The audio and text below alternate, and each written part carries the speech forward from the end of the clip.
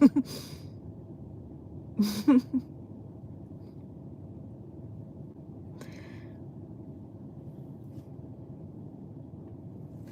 there, YouTube. Oh gosh, let's see. Monday. It's Monday again. Well, okay, so I'm gonna start this stream slash video off by just saying that, wow, my video yesterday, I haven't watched the entire thing back yet, but I did watch part of it back on my laptop later after my shift last night, or early this morning technically. Yikes. Wow.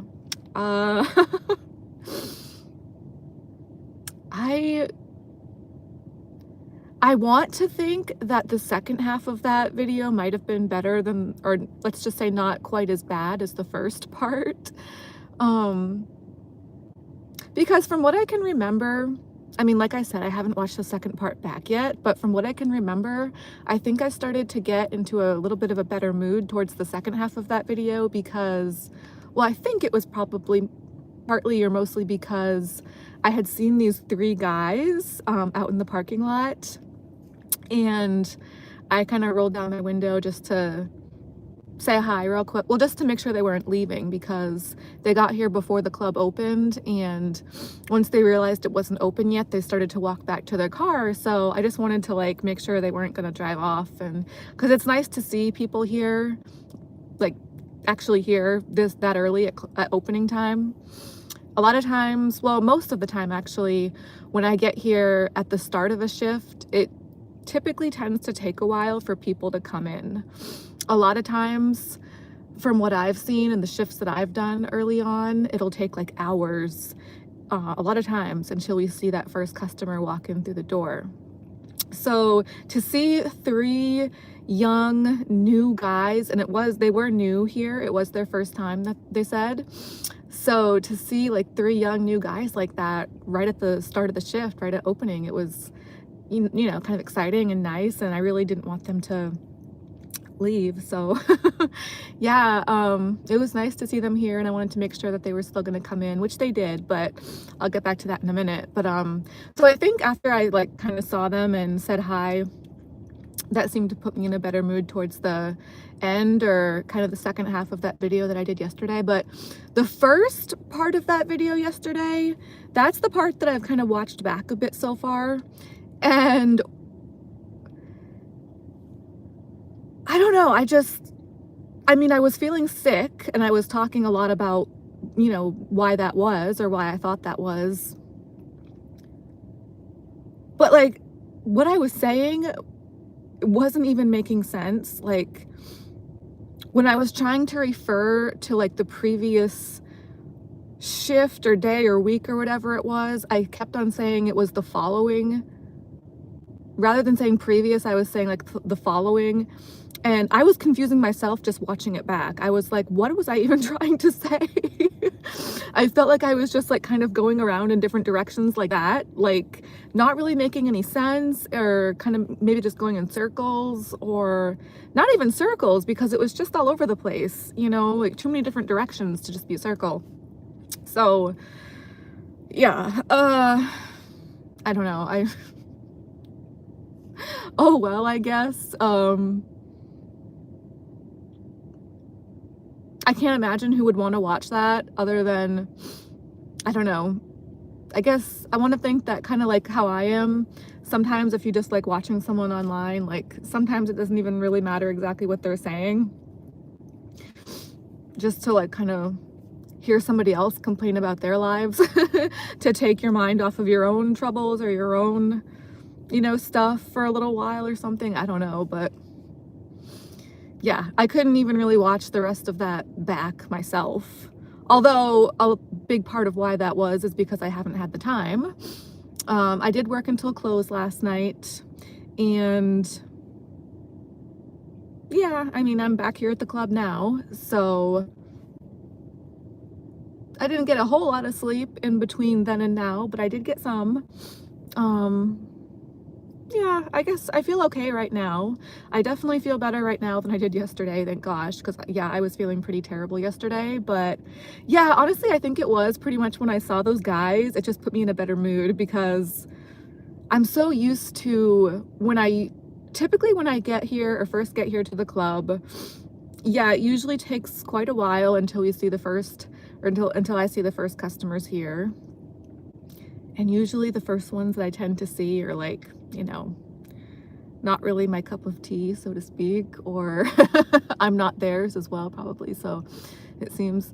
But I could tell it was funny because I didn't even really see those guys' faces at first. When I first saw them walk by and go up to the front door here at the club, all I really saw at first, because they were facing the door, so all I really saw was the back of their heads. I didn't even really see their faces at first for a while, but I kind of just could tell right away, regardless, even from just seeing the backs of them, that I was gonna like them and they had good vibes, and I just picked up on good vibes immediately. So that's definitely not always the case here at the club for me. So when it does happen, I'm just like, yay, like I can have fun, maybe, hopefully, finally, yay. And yeah, I was right. My instincts about them were right. At least they seem to be. And it's kind of funny because this club, it didn't used to be this way, but well, this building, the club that I'm referring to that I work at, the building itself has been many different clubs throughout the years, decades, whatever you want to call it, just throughout history, throughout time. The building itself has been lots of different strip clubs. So me personally, I go one club back before this one that it is now. So right now it's one name, one company, one whatever you want to call it. But yeah, it's been many, many more that I've heard throughout the years before that. And I started working here before it's the club that it is now. It was a different name when I started, but like I said, even before I started working here, it had also been many other clubs, years and years before I started here. But so they didn't used to have a dress code back when I first started here, when it was a different owner, a different company, different club name. But when they switched over to this new company ownership club name that it is now, the rules got a lot more strict, which, has had ups and downs. There have been some positive sides to that I've noticed. I would say mostly much better employees. The employees here are, for the most part, pretty great now and very professional and very nice, which definitely did not always used to be the case. And I can say the same thing for the dancers too. Like pretty much all the dancers that I see here now are awesome, that I've seen and that I've, experienced. Which, yeah, when I first started here, when it was a different club, it was more of a mixed bag. There were still some nice dancers, but they weren't all, like not as many of them were as chill and cool as they are now. So, and also this new club now, even with it being stricter and having more rules, yeah, there are other upsides too. They seem to put more into the place. They've upgraded a lot of things, new furniture. They seem to spend money, on the club and put a lot into it. They redid the parking lot a few years ago. They got a lot of new furniture, new chairs. I mean, I could go on, if I really wanted to try to get into more detail, but you get the general idea probably.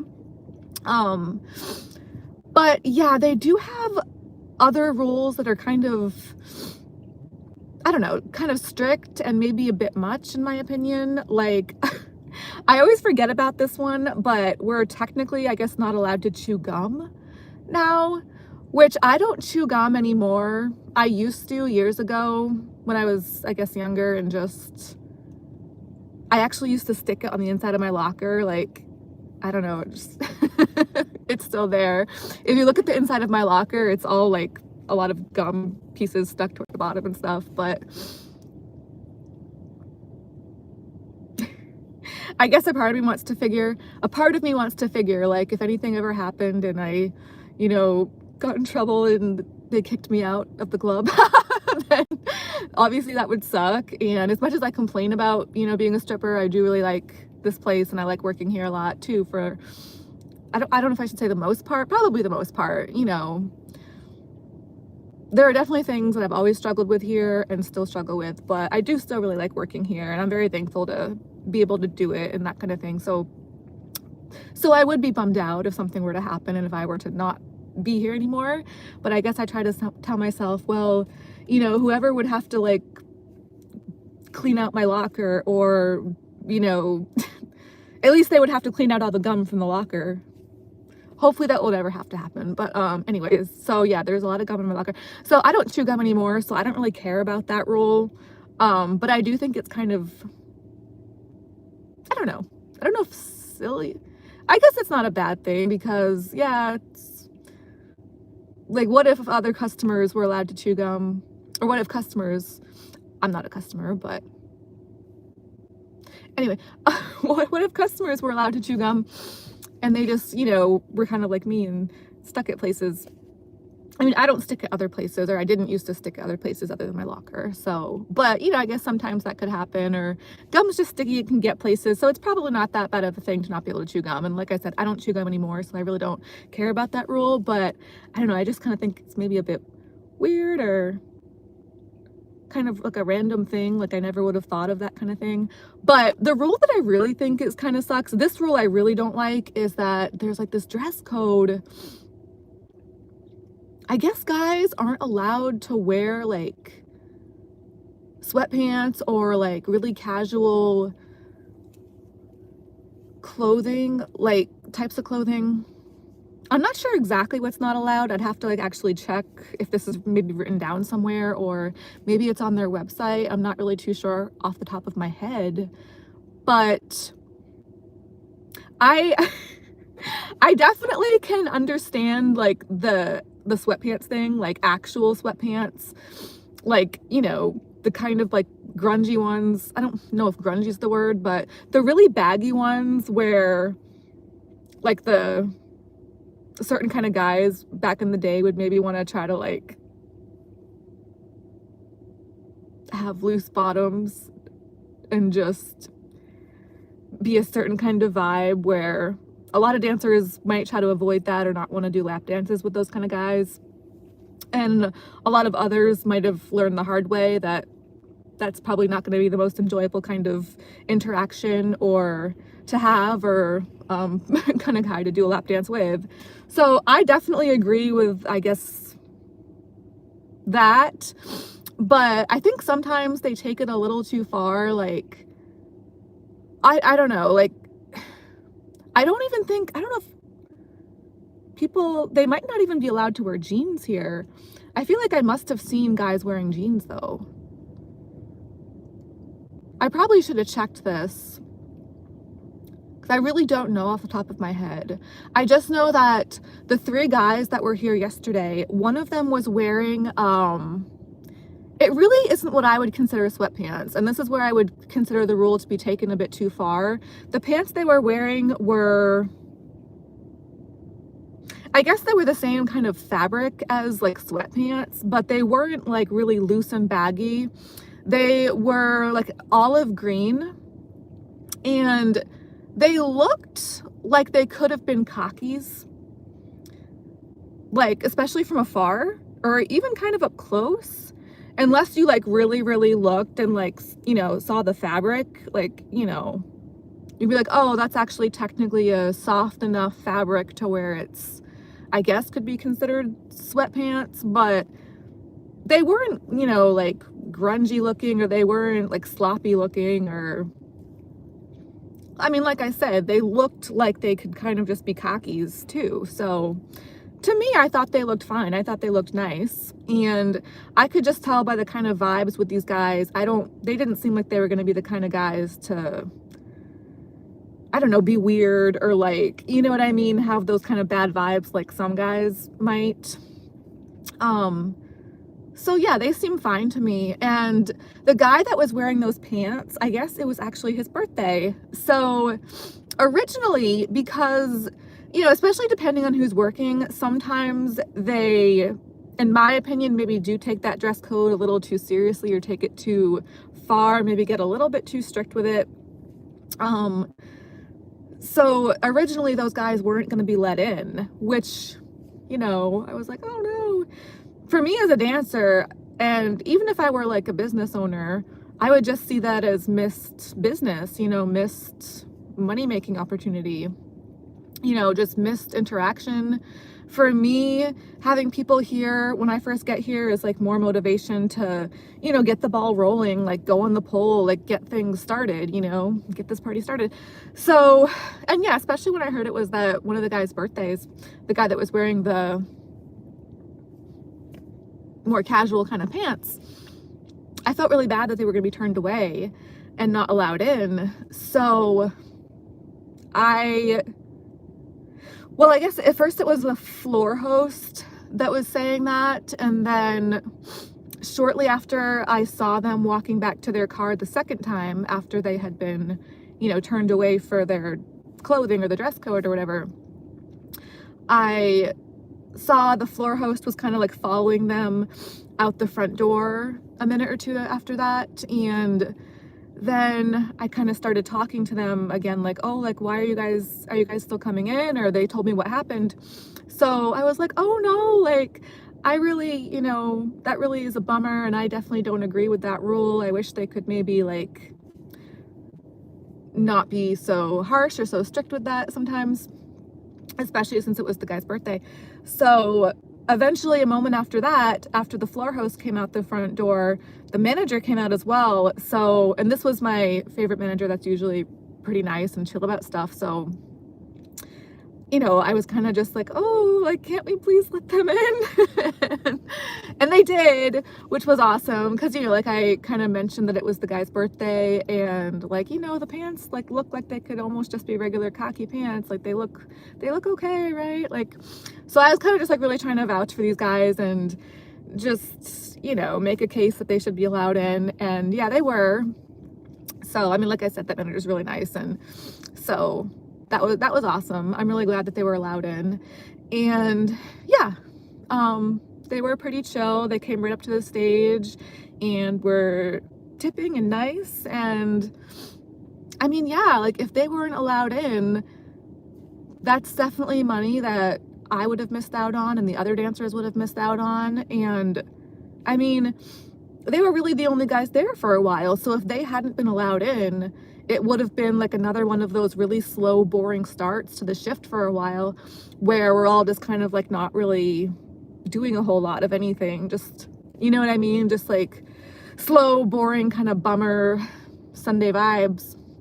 Which, you know, when we do get those times, those kind of rare times when we do get people here right off the bat, especially like young, cute, fun guys, like that'll just totally change the vibe to where it's just a fun Sunday and yay, you know? So yeah, I'm really glad they were allowed in and they were able to stay for a while and help us get the ball rolling and stuff. So I got right on, I mean, I'm still hurting pretty bad from a couple weeks ago. I fell down the stairs. So yeah, I'm still feeling the effects of that. But because those guys were here, I got right on the pole. And I also didn't work a lot last week. I usually try to do about 4 shifts a week here, but last week I only did 2. So, you know, this week I wasn't too sure. For me, it's always the longer it's been since I've last been here and last been on stage and on the pole and stuff, the harder it is for me to try to get back into the swing of things and get back on the pole and do what I would normally like to try to do up there. So, but yeah, because those guys were here and because they went right up to the stage, it really helped me to just get right back into it and go on the pole and do my thing, which went okay for the most part. I mean, considering, you know, that I was still kind of injured and pretty exhausted. I wasn't feeling well yesterday to start with, especially. But I did feel better once those guys got here. So that was nice. But also, it's just so hot in the club, which I'm not gonna, I don't want to complain about that because my apartment, the heat's not on, so it's freezing cold in my place. So it's nice to have it nice and warm here in the club. It's just that my body's not used to that temperature difference, especially when I'm on stage and on the pole. I get very hot very quickly. So, and I'm this time of year with the winter, lately I've been wearing 2 wigs rather than just one. Like I'm wearing 2 wigs now, they're layered on top of each other. But lately what I've been having to do when I get to the club, I'll have to take one of them off because like my cheeks get red. I just get so hot so quickly here because it's just such an extreme temperature difference for my body. You know, I'm just used to being in like a 50 to 60 degree room, and 60 is definitely like more on the rare. That's like a good rare thing for it to be 60. It's usually like 50 to 55. It was 55 today, which was still feeling pretty bad.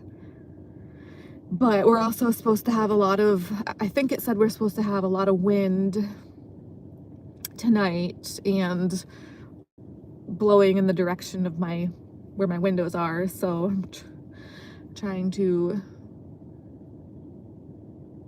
brace myself for that as best I can. But anyway, I don't want to think about that right now. Anyway, those guys were nice. I'm glad they got in. Oh, and yeah, I also gave them some free passes, so I thought that was nice too.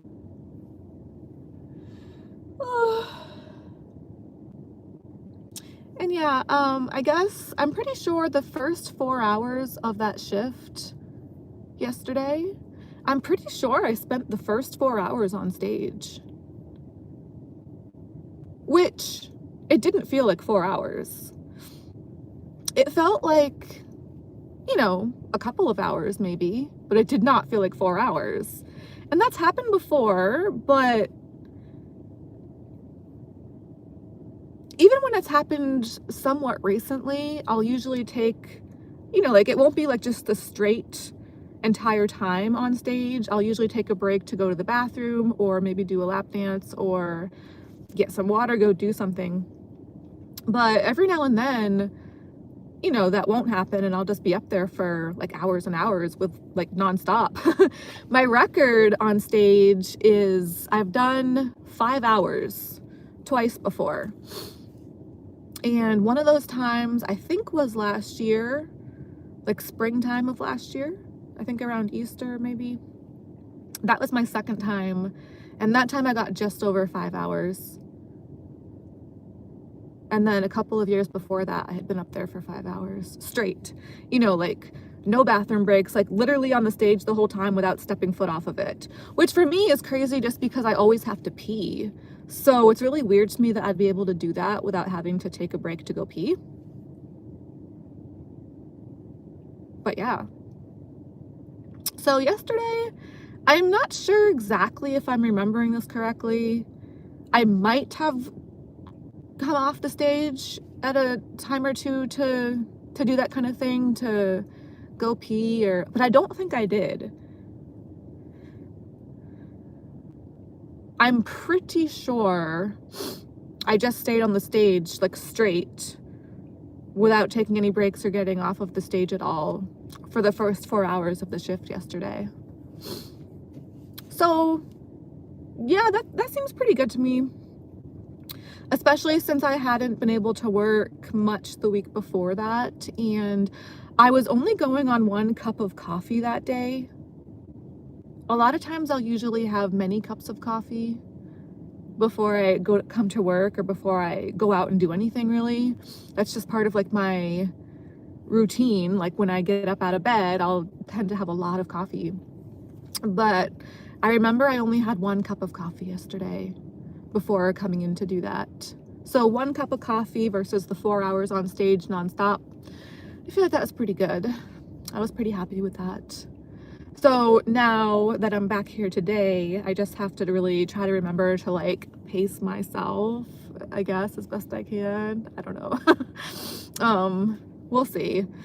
Typically on Sunday and Mondays, and actually Mondays especially, are typically the times when I'll really try to be able to, well, I'll just naturally be able to get a lot of good time on stage. Just the way that the shifts tend to go, you know, because they're usually the slower shifts with usually less dancers than normal, not always, but I would say for the most part, yeah, most of the time it seems like that. So the less other dancers there are on shift, usually the more time I'll have to just cover the stage like by myself up there and just kind of do my thing. And I mean, that's really what I love to do. That's really like why I come in. And also Sunday and Mondays also happen to be the shifts that my favorite manager works, which I know factors into that a lot too. But yeah, I don't know. I guess he's going to be leaving in April, so I'm also just trying to brace myself for that emotionally, mentally, psychologically, and physically, because it's like, you know, I seem to get a really good workout, especially when he's here, which I really like.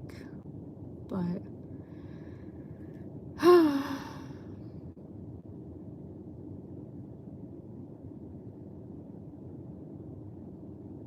I don't know, at least after that, winter will be over for a little while.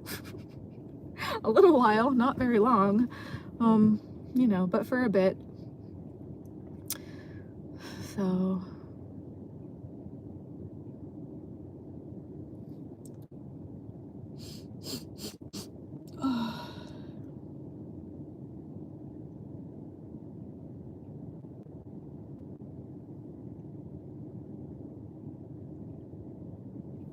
So I'm looking at my notes here for what else I had maybe wanted to mention in this video. Oh, I have 10 minutes before I have to sign in though. So, but I'm looking at my notes that I have for what else I might have wanted to try to mention in this video. And I don't really know how to segue in to the rest of it, because a lot of the rest of what I have written down is kind of random, or I mean, most of what I've mentioned so far is just basically from my shift yesterday, which is like kind of normal and natural for me to talk about most of the time. It's just like my previous shift or just what's been going on lately. But the rest of what I have written down, yeah, it's just kind of like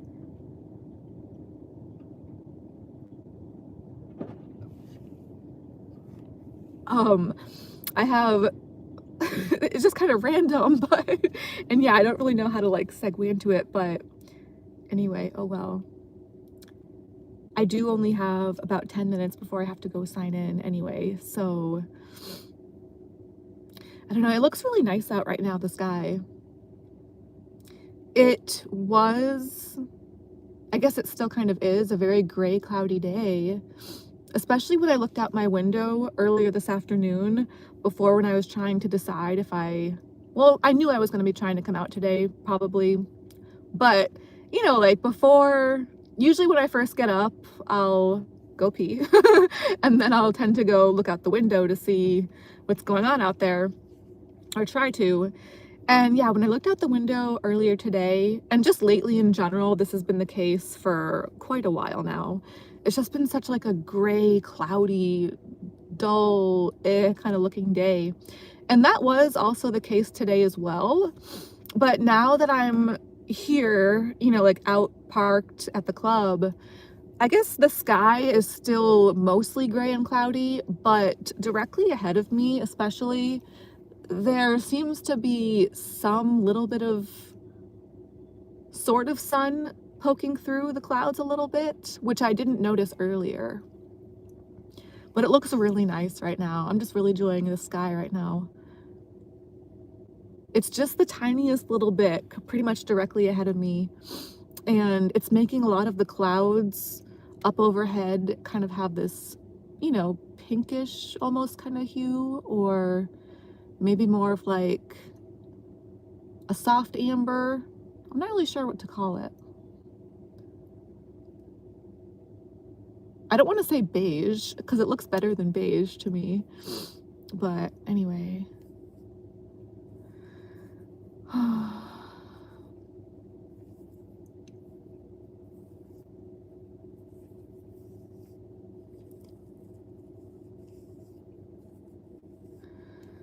I just hope I have it in me to do another 10 hours tonight. If I can pace myself or whatever. I mean, I usually do tend to go pretty hard on Mondays, Sundays and Mondays, which I know is a big part of why it's especially difficult for me to get in Tuesdays and Wednesdays, you know, right after that again as well, like I usually like to try to do. And yeah, I wasn't able to do that last week. I was able to do it the week before, but last week not so much. But now I'm kind of worried about this week too, because it is supposed to be very windy tonight, which I know is going to drop the temperature back down to probably closer to the 50 degree, 51, 52 maybe, in my apartment. So that makes it especially difficult for me to get out, you know, and even just get out of bed. Lately it's been, well, actually up until the past couple days it was closer to 60, which is extremely, extremely rare. This is my 4th year without having the heat on, my 4th winter. And I think the first year or two with that being the case, it actually was usually around 60. And because that was the first couple of years with me not having the heat on, that was like my adjustment period, I guess. And at that point, 60 felt beyond freezing to me. I was actually, back then, I was actually wearing more clothing than I am now. And last winter as well, I was bundled up more so. This year so far this year, I haven't even been wearing a lot of the other layers that I had been wearing the previous years. I'm not sure why, because the temperature is actually colder in my apartment, is what the thermostat says anyways. So I guess I'm just getting used to it, and also getting physically larger, so that probably factors into my ability to deal with it as well, I guess. I don't know. But yeah, a couple years ago, it used to sit around 60. Actually, you know what? It's like 62, which is crazy to think about now. And I used to think that was so cold, and that was with me wearing more clothing. But this year so far, and also last year, it's been getting down to the lower 50s, which is not good for me. But yeah, I was, up until the past few days, I had, that's probably why I didn't want to leave my apartment so bad last week. I did, but I didn't, you know, like,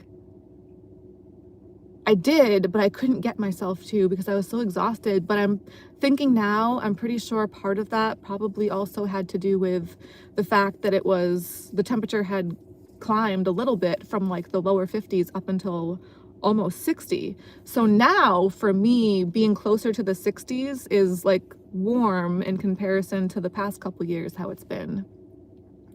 So I actually felt okay last week a little bit with the temperature in there, because like I said, now 60 degrees in there for me now is considered warm, just in comparison. And I was feeling a lot better as far as that, you know, but I know that it never lasts. I mean, that's a rare thing anyways, but the way that my windows are, the wind blows directly into them most of the time. So yeah, it just never lasts. And I guess tonight we're going to be getting one of those very windy situations. So it's probably going to go back down. You know, when I leave the club tonight and when I get back to my apartment later, it'll probably be back down to the lower 50s. So for me to be able to come back out tomorrow on Tuesday, like I would like to try to do, is gonna be a whole other realm of ouch. Of,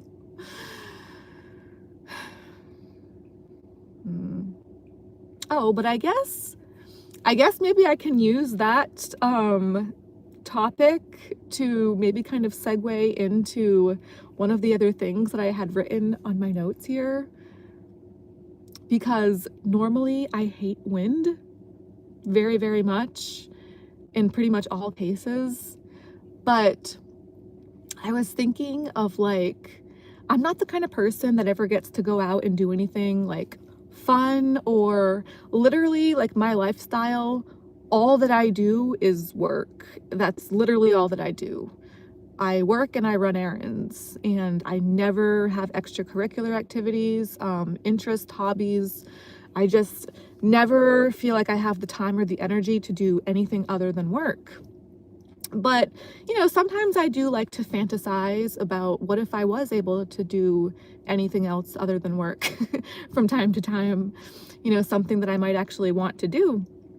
And especially like watching other videos on YouTube of like things that other people get to do, apparently. So I was like I've never really been someone to date, or, I used to have a boyfriend after high school. Technically they were my fiance, I guess. We called that each other that for a while, up until 2012. So I've been single for a very long time. And even in the times of me being single, I've had maybe a couple little like almost situationships, almost maybe here and there, like relations or whatever you'd want to call it. But I haven't actually had a boyfriend in all that time, or like a girlfriend or anything of that sort. And I haven't had time to date anyone either. So hold on, I have to go sign in for work real quick. Yet again. I'll be back.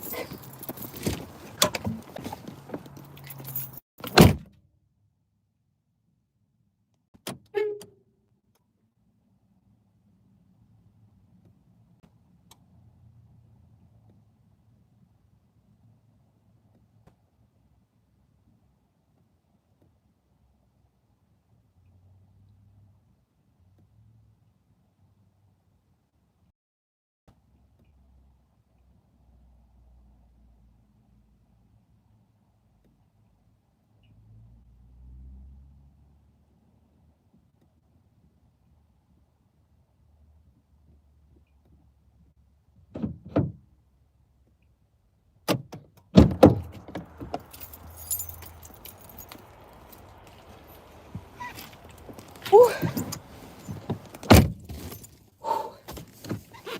Oh my. Oh, so now my car's off. So now I'm probably gonna get a little chilly.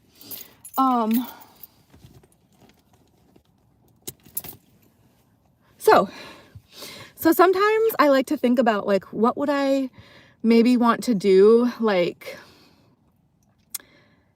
on a date if I were like the kind of person that like, went out and did stuff like that. And I hate wind, but something that I think I might sort of want to try someday, or in theory, maybe, like, I just like to think about it, is being in a wind tunnel. I think that's what you call them. I'm not too sure, but it's something that I've seen like online, obviously, but I think it's like to try to get people like to prepare or be able to practice for what it might be like to jump out of a plane, or I guess, yeah, like go skydiving, or, well, I guess nowadays they have what's called wingsuits where people where people basically wear these like suits with fabric to extend the surface area of their bodies, or to me it kind of reminds me of like what looks like a flying squirrel, basically. So that's kind of a new concept to me. I mean, obviously I had heard of skydiving. I've known about skydiving for a while, but the whole wingsuit idea is fairly new to me. I just heard about that within the past month or two, actually. And I've watched some videos on YouTube about it. So I guess these wind tunnels or like wind chambers that I'm thinking of. I think what those are is like a simulation to try to prepare people for what it would feel like to be either in a wingsuit or skydiving. So I wouldn't want to actually skydive or bungee jump. I would not out of a plane with a parachute, okay? Like, no, I don't even want to ever go in an airplane at all if I can help it. However, the wingsuit idea, if I don't have health insurance or go to doctors, and I haven't been to one in quite a long time. But I know that I probably should eventually at some point because I have issues. If I ever did go to a doctor and found out that I had like some kind of terminal illness, I mean, I wouldn't believe them anyways because I don't believe anything that anybody says. I think that pretty much everyone and everything these days especially is just full of crap. So I probably wouldn't really believe them, but I don't know. If they were able to offer up some kind of somewhat reliable looking, I don't know, if they were somehow able to convince me that I was really gonna die like very shortly afterwards. Like, if they were like, I don't know, if I was convinced somehow, I guess, by that, then maybe I would want to try the wingsuit flying, or maybe even just besides. Like, the wingsuit looks very scary to me, but also very fun. Like, I love the idea of airplanes, but I would not ever want to be in one. But mostly because it would be somebody else flying it. The actual airplane part itself, if I was flying the plane, well, that would probably be worse actually, but I just don't trust other people. But in theory, okay, the idea of wingsuits, I think I might actually be able to convince myself to try that someday. Although it does look really scary. But my point with that is that rather than actually going as far as to jump right into a wingsuit or do anything like that extreme, like parachuting or bungee jumping or skydiving, stuff like that, I think I might want to try the actual wind chamber, where you just get like kind of a softer version of like a simulation of that. I guess it's like where the wind comes up underneath you and you're just suspended in the air by it. I think a wind tunnel or a wind chamber is what it's called. I'm fairly certain that they wouldn't have anything like that around here where I am, because where I'm from, there really doesn't seem to be a whole lot of, well, much of anything really. I'm honestly surprised that there's even this club here that I work at. But other than this one club, there doesn't really seem to be a whole lot going on, you know? But that's something that I think I would want to maybe try someday, is the wind tunnel. Although, yeah, I'm just the kind of person where I need to have my stuff on me, like my, my purse, or technically for me right now and lately it's been a backpack, but I'm trying to think of maybe trying to downsize some of what's in there into a purse type of thing to lighten the load, so to speak, a little bit, or try to. But either way, I mean, whether it would be like my backpack or a purse, just the stuff that I keep on me at all times, I would want to still have on me. I need to have it on me at all times, so for me to be doing something like in a wind tunnel or whatever you call it, it's like, where would my bag be? Where would my purse be? I would need to have it on me, so maybe I could do it with it still strapped to my backpack, or just flying around in the wind tunnel with me. I would need to have it literally on me though. Like, I feel like I should at this point just have it like stapled, like sewn onto my body, because like my body as it is just isn't enough to survive. So all of the stuff that I carry on me like is so essential to survival that it like needs to become a part of me. That reminds me, so yeah, lately it's been a backpack. So a couple weeks ago, I wear these kind of like cheerleading skirts sometimes here at the club.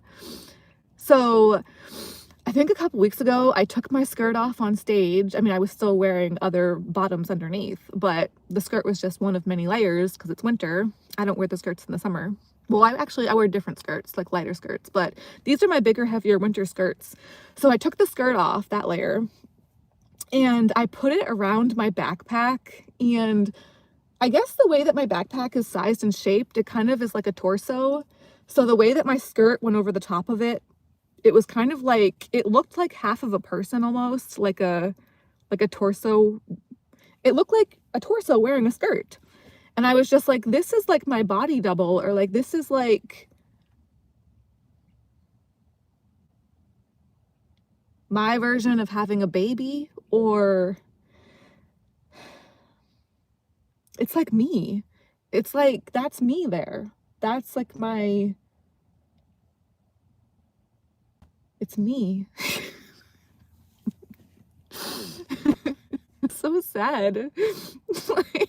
But I took some pictures of it though. I haven't posted them yet, but it kind of made me want to like make a scarecrow out of it, like add a top, like, because this was like the torso part. So I was like, okay, now if I want to add on to this, I would just have to add like a head with like a hat or something, and like maybe some legs and some arms. I don't know, but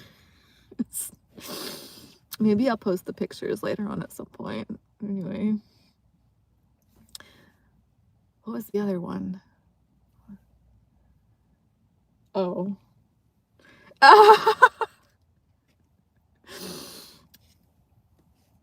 don't know if I should mention that or not, but actually, maybe I will. So the other one I was thinking of is, I guess I've seen some videos lately.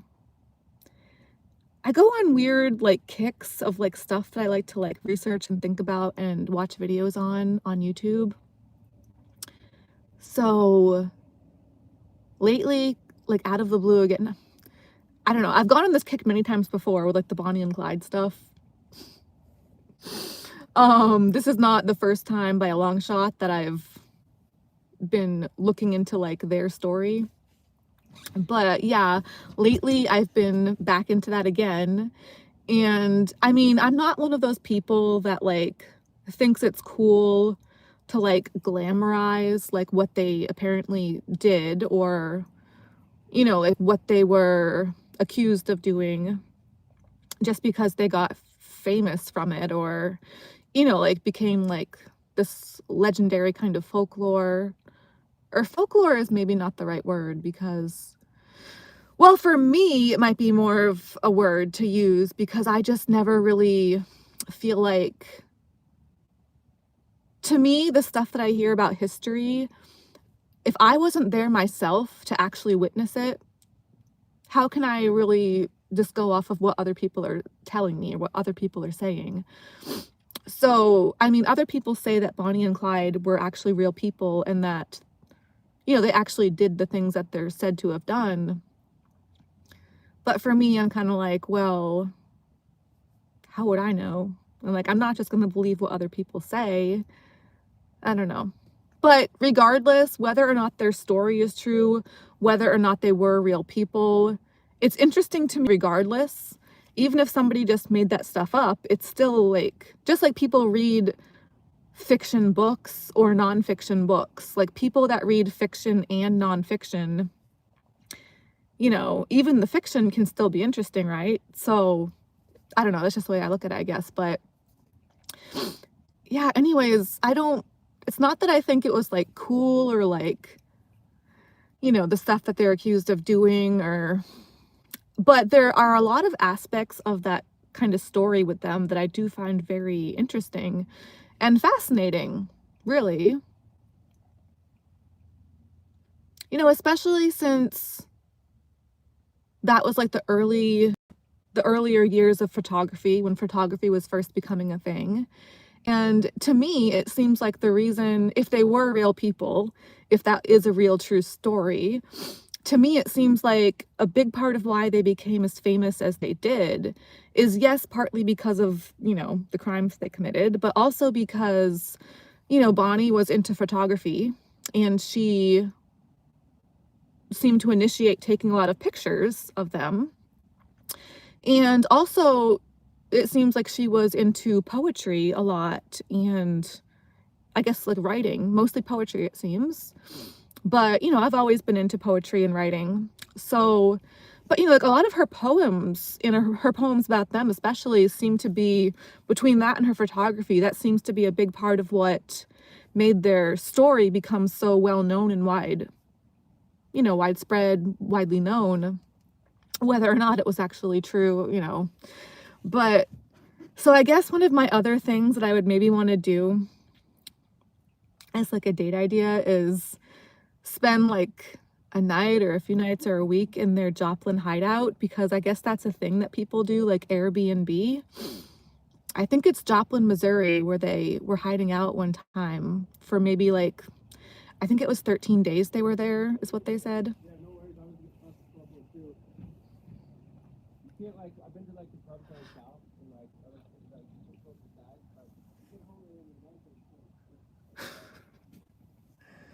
Shut up. Um,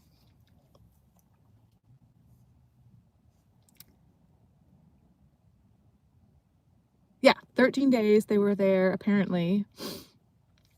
And so, but for me, like the way that my brain works, I'm like, well, yeah, it's probably all just another made up lie so that people nowadays can rent out that place as an Airbnb. So suckers like me that fall for a good story would be more inclined to spend more money to stay in a place like that. Like if that story's not even true, then you know what I mean? How silly would it be to, want to go, because I'm the kind of person that doesn't want to spend $1 on anything. I'll save a buck any way that I can, pretty much. But I would actually maybe want to, I don't know, if that was a real thing, if they were really there, that is kind of an interesting concept to me, to maybe be able to spend time there too, especially if it were like with somebody else that you were like, in a relationship with, or like, to have relations in the same room that they maybe did or that they slept in. But yeah, to me, it's like, oh, that's just a hoax to sell newspapers or to sell books, or I guess nowadays to sell the Airbnb that they made out of that place that they were once spending time in, hiding out in, so to speak. But anyway, I do think, I mean, if that was a real thing, if they were real people, if that did all really happen, obviously I feel awful for the people that they, killed and caused bad things to happen to, stole from or whatever. But I guess I just try to find that balance of, also like not glamorizing the bad things that they did and not saying that it's okay. you know Obviously they're accused of doing some pretty terrible things to people, which is not cool. But so to me, it's kind of like maybe trying to find that balance of not glamorizing that bad stuff, but also maybe trying to have some level of empathy for what their situation was that led them into those things. Just coming from poor backgrounds and being in the Depression era, and maybe just not wanting to have a normal, boring life of poverty and despair like the people around. I don't know. I mean, I struggle being a dancer, but I've had a lot of other normal, regular jobs, and I couldn't hold any of them down for various reasons. But even if I had been able to hold those other regular jobs down for longer periods of time, I don't think I really even would have wanted to, because what a waste. What a waste of like existence. What a drag. I wouldn't consider myself a normal person, not by a long shot. And I don't think that I'm meant for a normal life.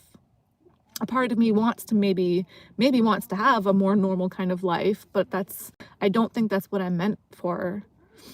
So there is a part of me that again, I don't condone what they did or what they're accused of doing, but there is a part of me that can maybe kind of empathize with where they might have been coming from, you know, a little bit with that kind of stuff.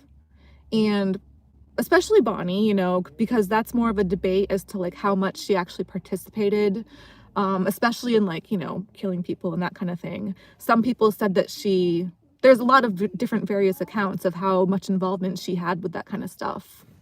But I mean, regardless of her involvement, she seems to be the one that was into the photography and the poetry that really got their story out there and made them legends, you know? So it's all just really interesting to me.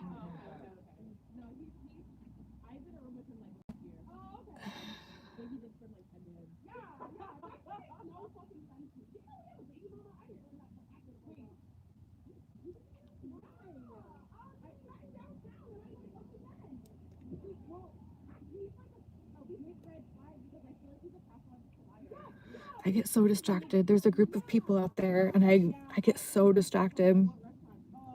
I feel like I was on a good train of thought. I don't know if a good train of thought, but I wish I could mute them. Please stop talking.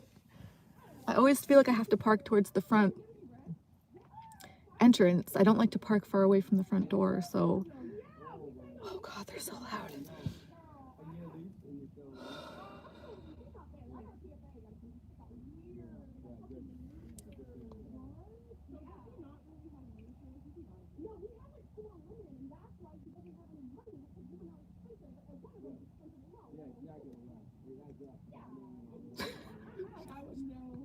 I just like blare on my horn, just like, shut, please stop. Or maybe just go into the lobby and do all that noise making instead. Oh God, isn't it cold out here to be out here making that yap? But yeah, so yeah, I mean, you know, there's a part of me that does kind of maybe empathize a bit with where they might have been coming from with that kind of stuff.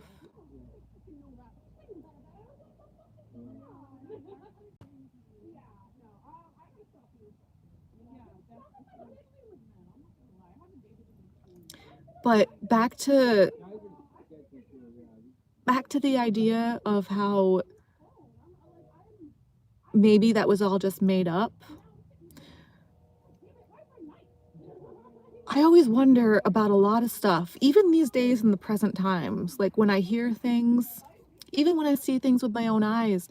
What's that saying? Believe none of what you hear and half of what you see. I agree with that saying. So yeah, like, and I feel like I vibe with that saying, even with the present tense stuff that happens, but especially with the stuff that happened in the past, because again, if I wasn't there to see it, if I wasn't there at that time when it was happening to actually witness it, how would I know? So back to that idea of how maybe like the Bonnie and Clyde story isn't even a real thing. Maybe it was just this made up story to sell stuff, you know, sell books and movies and memorabilia and the Airbnb of their hideouts or whatever. I was also thinking, how could they have survived winter like that? Because their story is a lot of them making quick getaways, you know, having to drive very fast through a lot of like older dirt roads. Was snow plowing a thing back then, or like to the extent that it is now? I guess in the southern states where they were, I guess they don't really get a lot of snow. But I actually looked up the weather records from those years in those states. From what they say, the states that they were in were primarily Texas, Louisiana, and Missouri, I think, is what it said online. So yeah, I don't think those states get a lot of snow, like the northern states and like the state where I'm in. But I looked up the temperature, like the weather report or like the temperature records for those years in the early 1930s when they were on their crime spree, so to speak. Those states apparently, and the cities that they were apparently in, still got like extremely cold temperatures in the winter. So yeah, I looked up the temperature records for those cities for like December, January, February, and especially for January, there were negative degree temperatures, like below zero for like multiple days, not just like a day or two, but frequently. So, and that really surprises me just in general, because I always thought of those states as like not really having winters at all. Like I kind of thought originally that Texas and more southern area states like that would be more like Florida, to where it would just always be warm, like year round. But I guess even though they don't get snow, which is weird to me too, like why wouldn't they get any snow if it's that cold? They just don't get precipitation at all? Like that's really weird to me. But yeah, if they do get those really cold temperatures, like what it says online,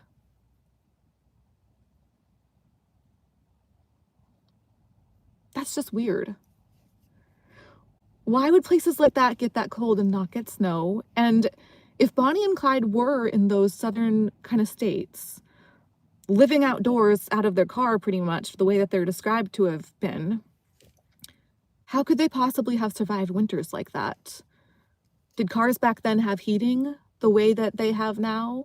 Or even if they did, how could they have done that? I guess if those stories are really true, if that legend is really true in any sense of it, they must have had more help than what's described. They must have probably had more connections and more friends and family that they were staying with for those months and those extreme, like those colder times. Then, I don't know, from the sounds of their story, it makes it sound like they were mostly on their own, just living out of their car. But it also says that their family, actually, Bonnie and Clyde's mothers both spent time in jail, apparently, for aiding and abetting them, as well as, I think, some of their siblings and other family members. It said that they actually had 20 family members and friends. 20 people apparently were convicted, or at least put on trial, for like helping them out, like aiding and abetting them during those years that they were really, active in their so-called crime spree. So yeah, that's all really weird to me. But I guess that those family members and friends of theirs probably were, I would imagine they were helping them out even more than they were probably said to have or accused of doing. Because how else would Bonnie and Clyde have been able to survive winters like that without, being taken indoors by people? I mean, any way you look at it, or any way that I try to look at it, it's all just a really interesting concept and story, regardless of how much of it may or not be true at all. I mean, who really knows? But yeah, it's,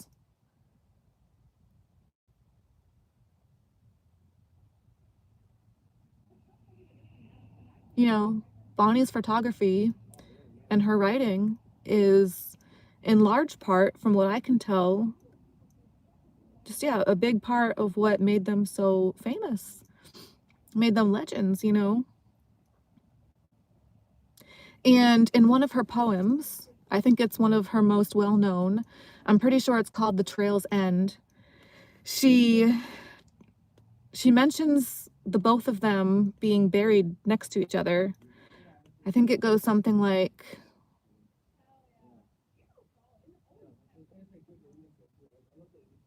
something, they'll go down together, they'll bury them side by side. To few it'll be grief, to the law a relief, but it's death for Bonnie and Clyde. Or, but it's death to Bonnie and Clyde, something like that. And so I think Bonnie's wishes, apparently from the sounds of that poem that she wrote, it sounds like she wanted to be buried next to Clyde when she died, which I guess is not what ended up happening. I think she was, because her mother wanted her to be buried not with Clyde, I guess, like with her or with their family plot or whatever. So from what I've seen in other videos on YouTube about it, I think Bonnie was originally in one cemetery and then eventually exhumed and moved to another cemetery to be next to her mother. But I also saw a video that mentioned that the last remaining relatives, I think it's Bonnie's niece and maybe one of Clyde's nephews. I think there's a member of each of their family descendants that are petitioning or trying to have Bonnie exhumed again and moved to the grave site where Clyde is so that she can be next to him.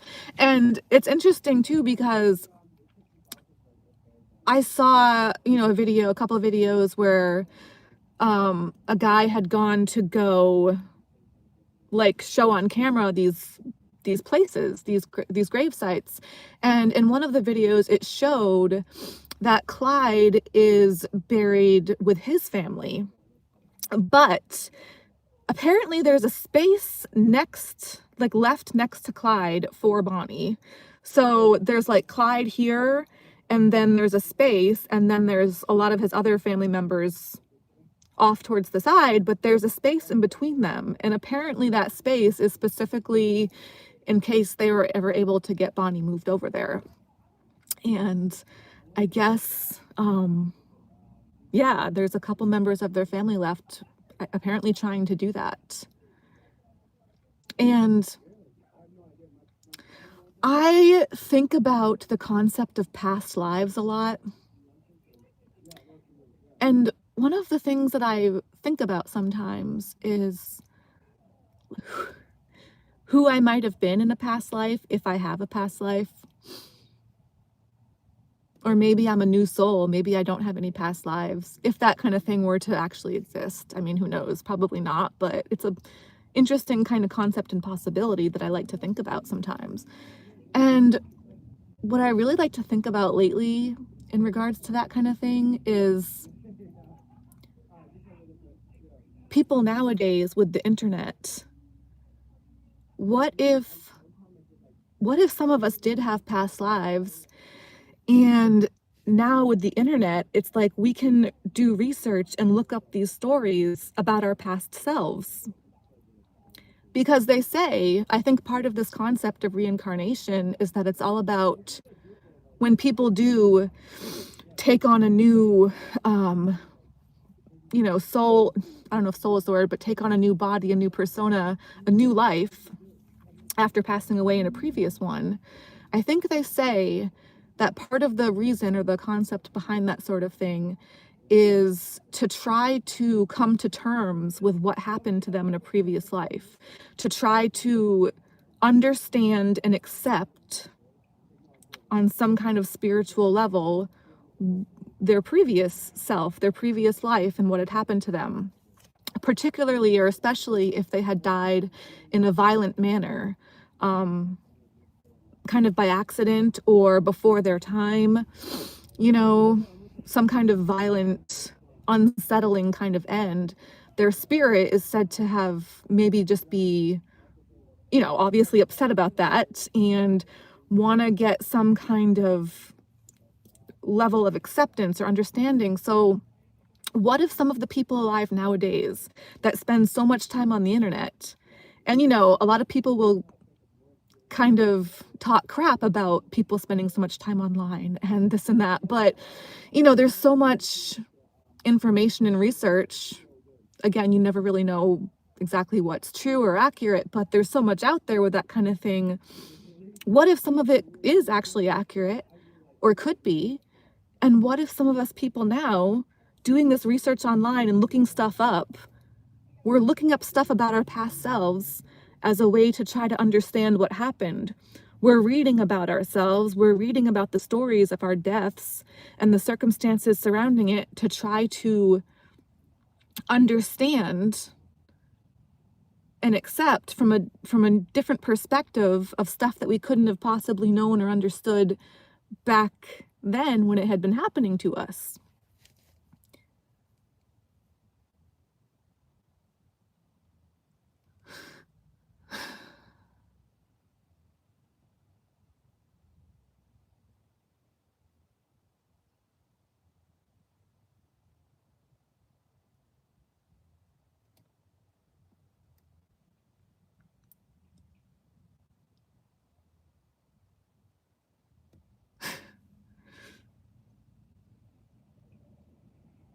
probably not very likely or possible, but it's something that I find interesting to just think about, you know.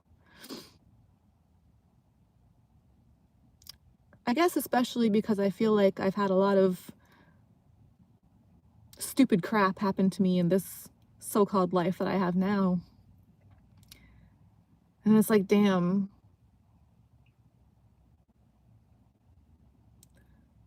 when this living hell eventually comes to a halt, or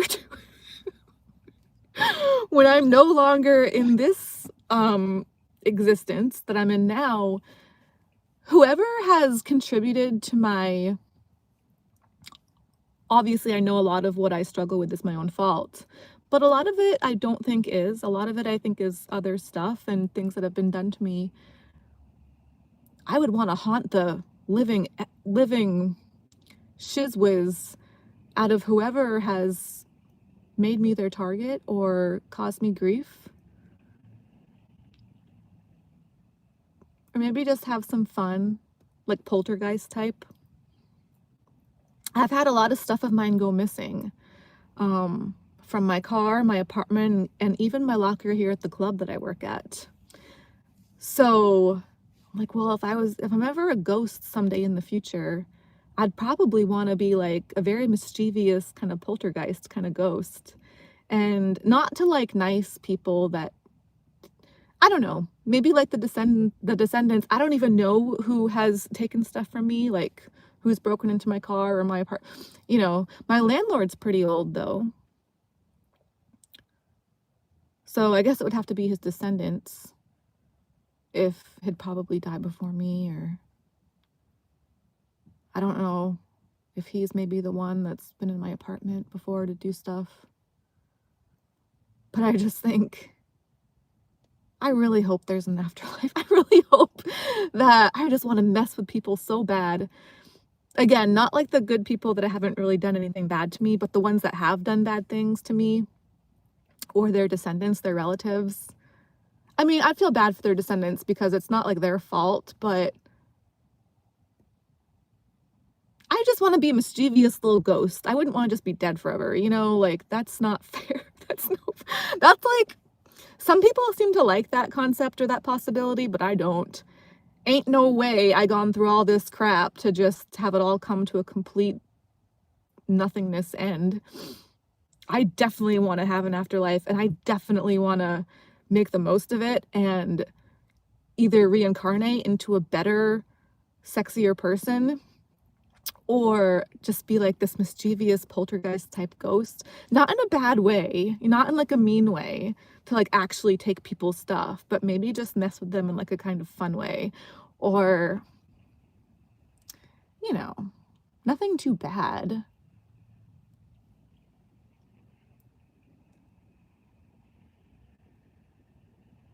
But I was thinking too, if most people, if they could reincarnate and wanted to do that, they would probably want to reincarnate into like a sexier person, like a more attractive person.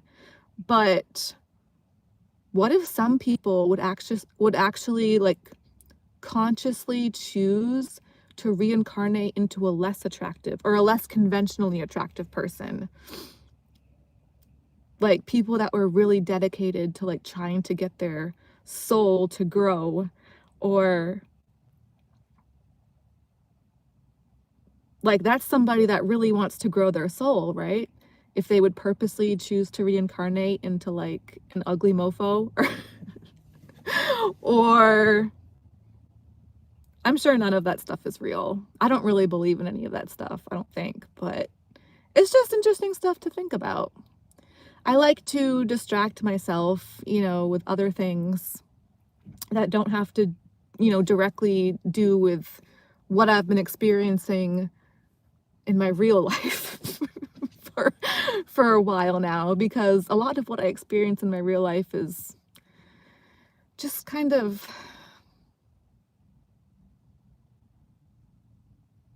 not always that nice, stressful and frustrating, to put it mildly. So, and yeah, of course, I mean, if I could choose to reincarnate, of course I would want to reincarnate into a more attractive person.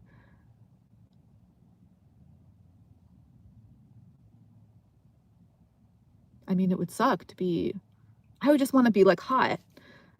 I just, I just want to reincarnate into someone like super, super hot, like really attractive. It would suck to reincarnate into someone that's not attractive by my own standards. Like, what if you could really actually select, you know? Because I would never select who or how I am now. Or maybe I would, to a point, but not the full not the full extent or the actual full details of how things are for me right now, or how they've like ever been, really.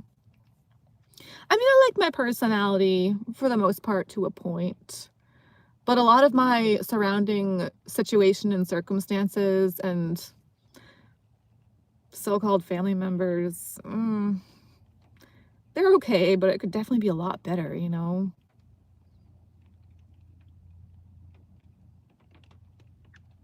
Anyway, sorry, I sound like an ass, but yeah, I pretty much am.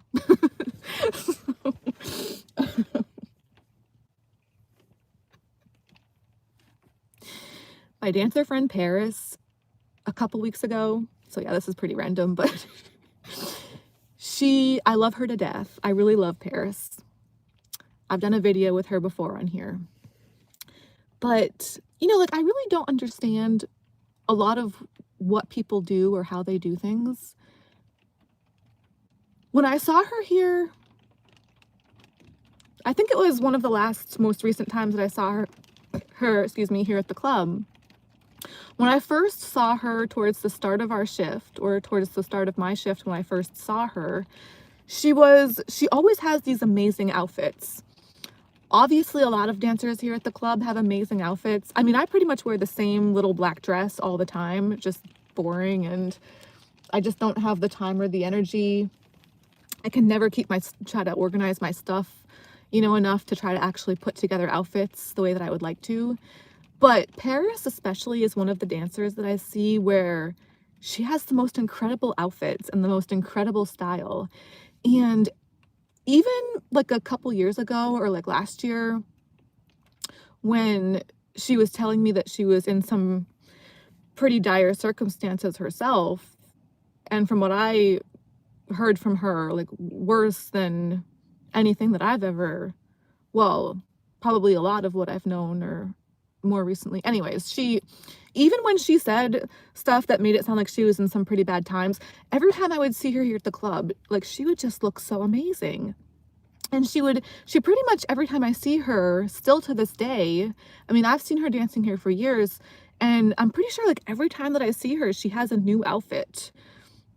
I don't know where she gets them or like how she has all these different clothes, but she just has the most incredible style to me and the cutest outfits, and she's just really great with the variety and switching it up. So anyways, when I saw her here pretty recently, it was towards the start of the shift, and she was wearing these amazing like thigh-high boots. I think they were like gold, kind of like a gold metallic leather, or you would have to actually see them in person, because me trying to describe them like that doesn't really do them justice. Like, especially on her and with the rest of her outfit that she was wearing, they just looked like she just looked amazing.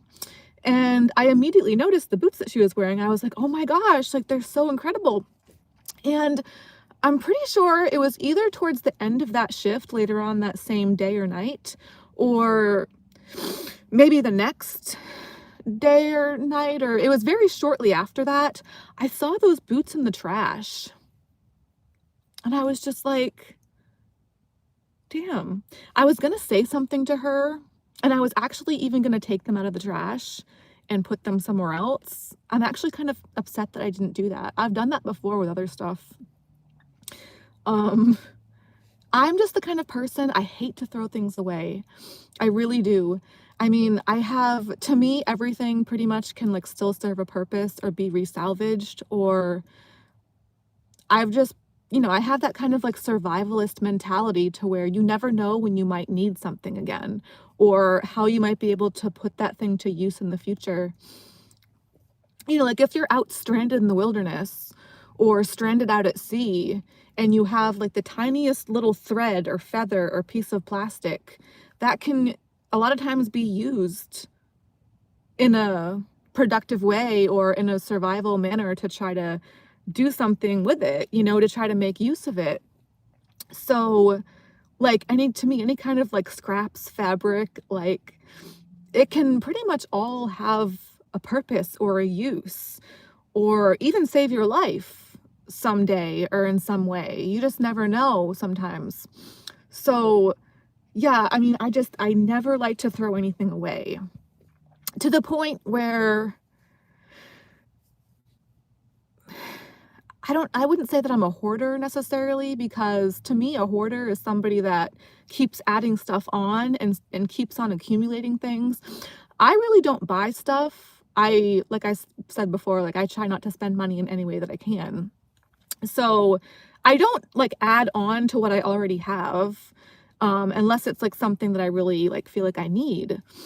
But so I don't feel like I'm a hoarder per se, but the stuff that I already have on hand, I pretty much refuse to let go of, and I just don't want to throw it away. I don't want to get rid of it, because to me, I feel like I never know when I might need that again or want that material again or want to do something with it. So anyways, when I saw these really nice boots in the trash, I'm just like, you know, that's a lot of fabric, and that's a lot of sturdy fabric.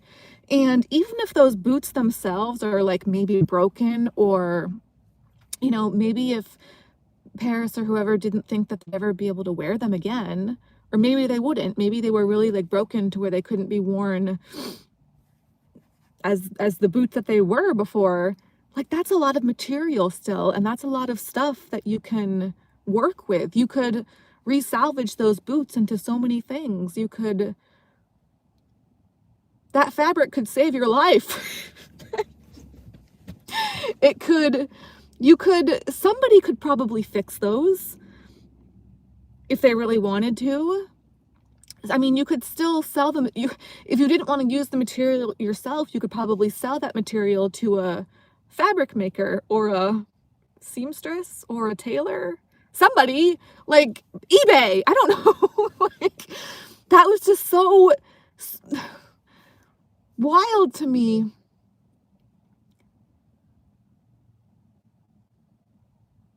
It broke my heart, and it still does. I still can't let it go. Like, I never will. I'll probably be thinking about this all the rest of my days and nights. all the rest of my miserable time here on this wretched planet. How could you do that? But like, her and my other dancer friend has, and like everyone else that I seem to like know and see out in the world and stuff and here at the club, they all just seem so nonchalant and so chill. Like, they don't seem to get upset or worry or stress about stuff like I do. Maybe they do, and they're just better at hiding it, but they just don't seem to care. Like, they can just throw stuff out or spend money and not, you know what I mean? Like, I see people buy food like really expensive and not eat all of it, just throw the rest out or leave scraps. Or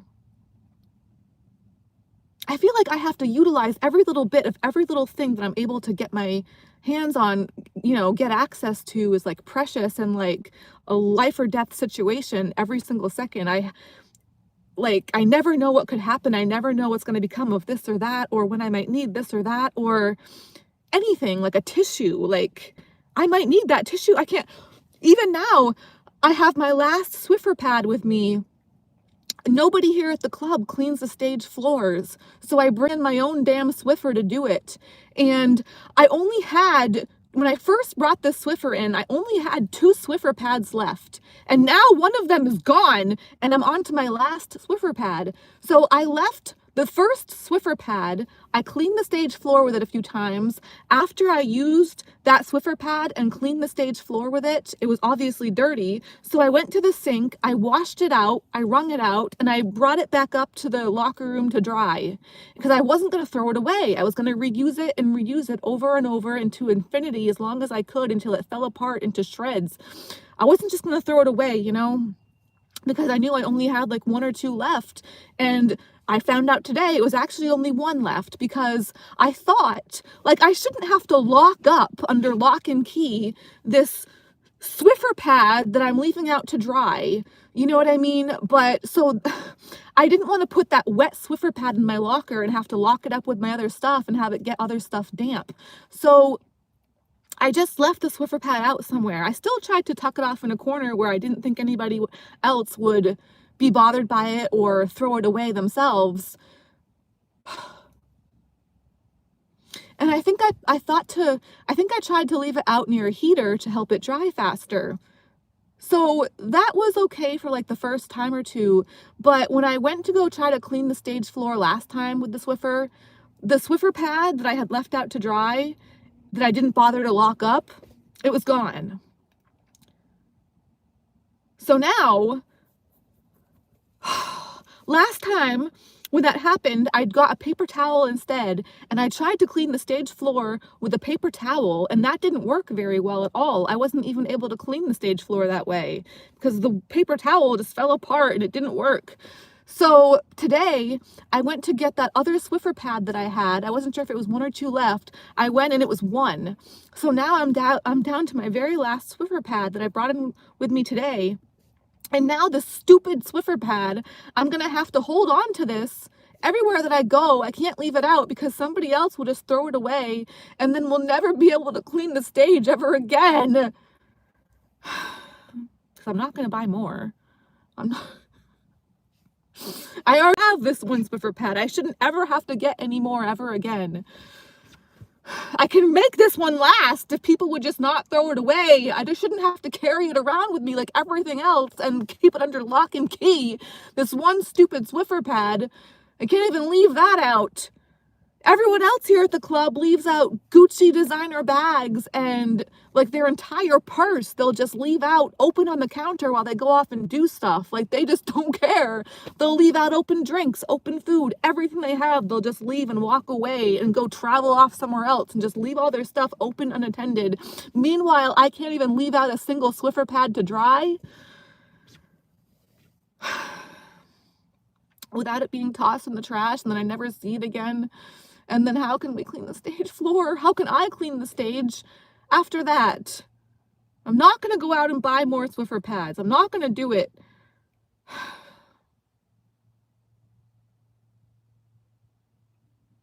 Does anyone else understand what I mean or what I'm trying to say? I still can't get over those boots in the trash. I should have taken them out and I should have saved them. Now they're just gone forever, probably. I hate to see things in the trash like that. Unless they really belong there, like me.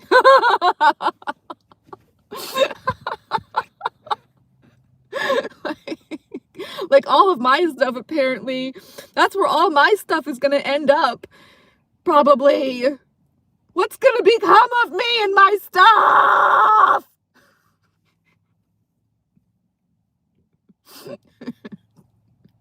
I can't handle things, okay? This is why I can't sleep at night.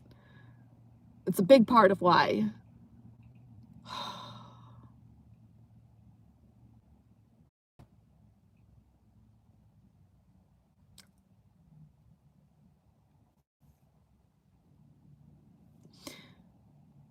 I just want to go in the karaoke machine that I've never gotten to try before without anybody else being able to hear me make an ass of myself that way. I just want one security guard or like maybe 2 or 3 on the down main area of the club while I get to go upstairs by myself on the karaoke machine and just sing to myself. We have the karaoke machine and I just found out the other day, last week or whatever, and now I want to try it, but I'm too shy. I don't want to actually try it in front of people, but I really want to try it, like, in theory, or just by myself without other people being able to hear me. Anyway, whatever. Well, okay, I'm gonna wrap this up now.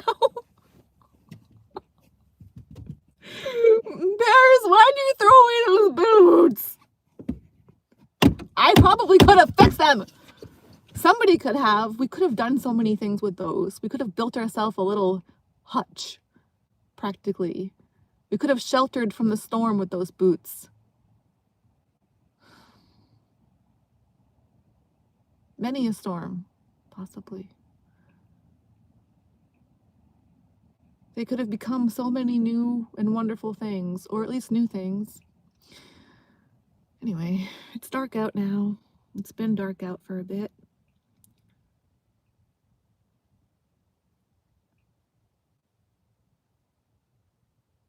And I need to find myself a good therapist one of these days. But that would probably not be a good situation for me either, because I'd probably develop a crush on them. That's also part of, besides not wanting to spend the money, that's another big part of why I haven't tried to go seek out therapy for myself, because I get inappropriate feelings for people.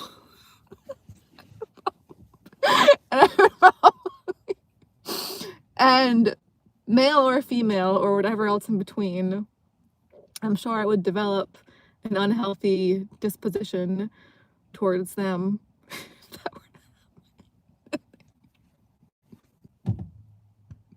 Okay.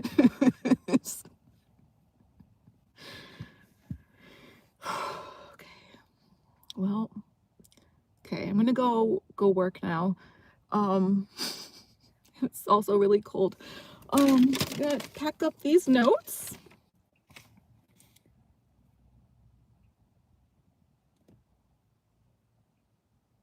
I didn't even mention either of these on my little bean scraps. This is a wrapper for beans, and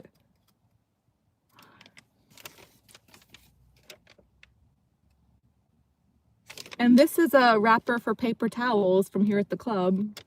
See, I salvage things, okay?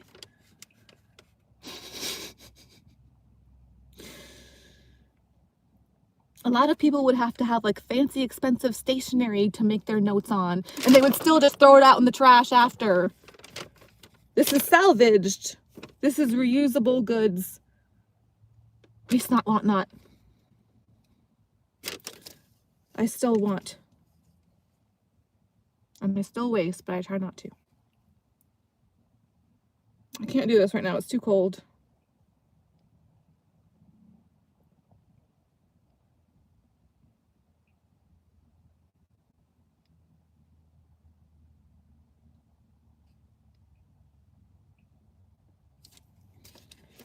Well, I think I got to most of what I have written down on these salvaged scrap papers. Not all of it, though. There's still more for next time, guys. Yay. Still lots to look forward to yapping about. Holy crap. It's cold in here. Okay. Oh, excuse me. All right, now. Oh gosh. Don't worry, I'm about to wrap this up. Well, this was fun. Oh gosh, I have these big heavy water bottles. Okay. Gonna wrap this up. Hope you guys are well and staying warm. Than I. Anyway. And, well, I'm not sure if I'm going to be able to come on tomorrow. I would like to try to, but that's going to be a challenge for sure. And honestly, it's probably not that likely given the circumstances, but I am going to try for it if I can. Hopefully I'll be able to get back on sooner than later, as I like to say. So, gonna peace out for now. Thanks for watching. Bye for now, guys.